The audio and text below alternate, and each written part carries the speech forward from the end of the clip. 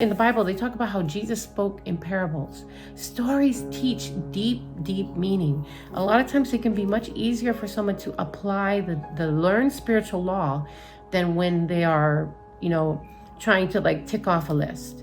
So let's take it all and let's do it all and let's get it all and let's help everyone. Hello, and thank you for joining me on 8. I am Maggie. New things are popping for all of us, and I want to thank you for joining me here. We are building this thing. Okay, so we did 90 days of the Momentum Challenge. It was absolutely incredible. And now we're going to be continuing in that and working on letting the momentum carry us and see what's new in store for all of us. So we are in this book, The Complete Works of Florence Scovel Shinn, and that's what we're doing. So we are in the book, The Law of Karma and the Law of Forgiveness. So here we go. Okay, the law of karma and the law of forgiveness. Man receives only that which he gives. The game of life is a game of boomerangs. You've heard that before, right? Boomerangs fly out and they come right back. Man's thoughts and deeds and words return to him sooner or later with astounding accuracy. This is the law of karma, which is Sanskrit for come back. Whatsoever a man soweth, that shall he also reap. So for example, a friend told me the story of herself illustrating the law. She said, I make all my karma on my aunt. Whatever I say to her, someone says to me. I am often irritable at home, and one day said to my aunt, who was talking to me during dinner, no more talk.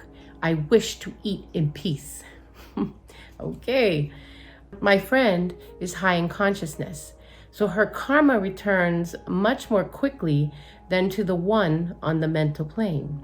Okay, so Florence is distinguishing her friend who is higher in consciousness versus somebody who is in the mental plane. So they're still not awake. Okay, and of course we have different levels of awake. There's no judgment, but you get what I'm saying, because many of you here are already on higher consciousness.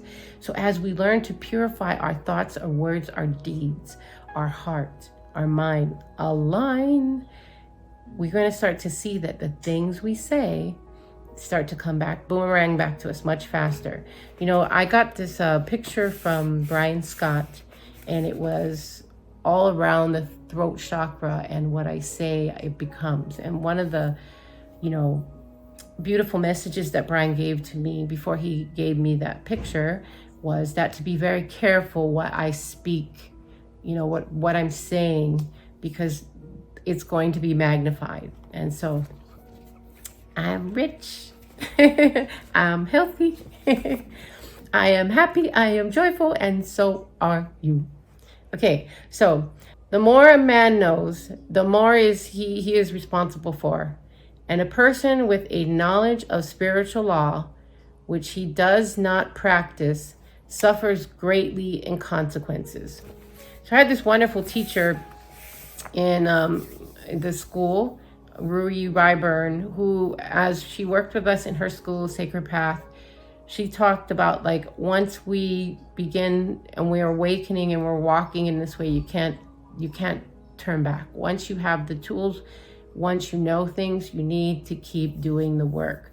And when you don't do the work, it bears certain consequences. Now, I'm not trying to sound ominous, but it's like with great power becomes great responsibility.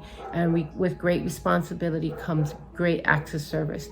And with great acts of service becomes love, and so on and so forth. So you know that you're chosen, and you know that we all are. So we're kind of in this game of waking everyone up and then holding these high frequencies.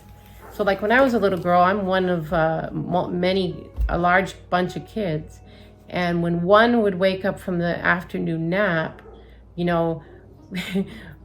they tended to sort of rustle around and others up. And that's what we are doing with our heart and mind aligned and loving everyone. Okay, so the fear of the Lord is the beginning of wisdom. If we read the word Lord, law, it will make many passages in the Bible much clearer. Okay, so fear of the law is the beginning of wisdom. Vengeance is mine, I will repay, saith the Lord. Law, saith, so vengeance is mine, I shall repay, saith the law. It is the law which takes vengeance, not God. God sees man perfect, created in his own image. Imagination, that's in parentheses, and gives power and dominion. That's beautiful, right? We are made perfect in God's image. He has given, and our imaginations are Christ consciousness, right? When what we are imagining comes forward, and he gives us that power and dominion.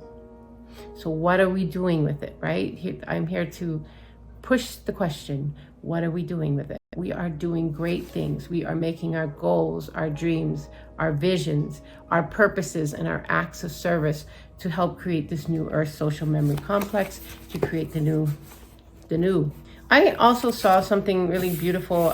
Captain Kirk had gone at 90 years old. He said he had gone into outer space, and he was saying that he was thinking that when he got out there, he was going to feel like space is the last frontier and all these things. But he said that when he got out there, he felt deep sadness, and he was surprised at that feeling. And then he saw that in this beautiful universe, the beautiful oasis that was Earth. So, we really need to love Earth and love our lives and be appreciative that we are on this planet at this time, and do our very best to give the gift that is us.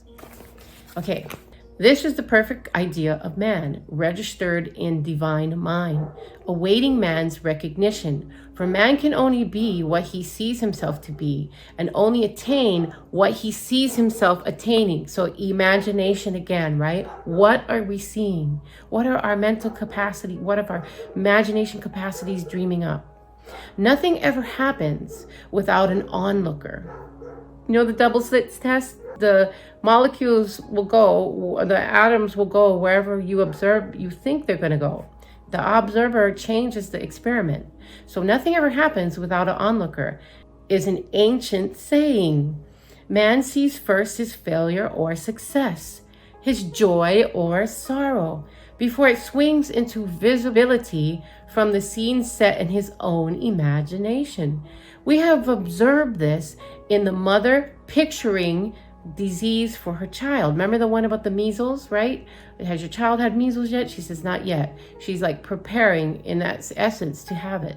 So that was a story. But we have observed this in the mother picturing disease for her child, or a mother seeing success for her husband, or a mother seeing success for her children, or a grandma seeing success for her grandchildren, her children, and all her descendants, right? Okay, so Jesus Christ said, and ye shall know the truth, and the truth shall set you free. So we see freedom from all unhappy conditions comes through knowledge, a knowledge of spiritual law. Spiritual law. Oop, I hear angels. Thank you. Welcome in, angels. Ooh, they're so good to us. Oh, I love it. Okay, so the angels are just with us too. And ye shall know the truth, and the truth shall set you free. So we see freedom from all unhappy conditions comes through knowledge, and a knowledge of spiritual law. Obedience precedes authority, and the law obeys man when he obeys the law. The law of electricity must be obeyed before it becomes man's servant. When handled ignorantly, it becomes man's deadly foe. So with the laws of the mind, they talk about electricity, right? When it's used correctly, it lights your house, it helps you cook your food, all these things. It heats your home. But if it's used incorrectly, it can electrocute someone to death type of thing, right? Burn a house down, etc. Right? So it's like learning, it's wonderful, but we want to follow the spiritual laws, and then God will bless us. Okay, so for example, story. A woman with a strong personal will wished she owned a house which belonged to an acquaintance, and she often made mental pictures of herself living in the house. In the course of time, the man died and she moved into the house. Several years afterward, coming into the knowledge of spiritual law, she said, "Do you think I had anything to do with this man's death?" And I replied, "Yes. Your desire was so strong, everything made way for it. But you paid your karmic debt. Your husband, whom you loved devotedly, died soon after, and the house was a white elephant in your hands for years." And remember, they highlighted in the beginning of the story that the woman had a very strong will. She had a strong personal will. So as we go on our journeys together, let's channel and focus our strong wills in the most highest value and order ways, bringing forth health, wealth, prosperity, healing, joy. Like let's just uplift this planet with everything we got. Okay, well, I want to just thank you for joining me. I am so loving your support.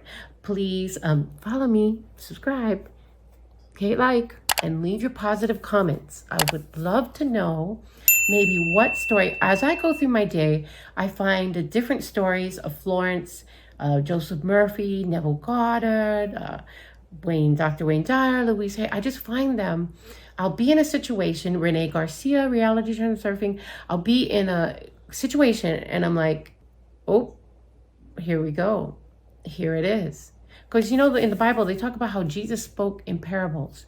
Stories teach deep, deep meaning. A lot of times it can be much easier for someone to apply the learned spiritual law than when they are, trying to like tick off a list. So let's take it all and let's do it all and let's get it all and let's help everyone. All right. Well, thank you so much for joining me. I am so grateful. And this momentum challenge, this would be actually day 91 if we were counting it out like that. But may you be at peace.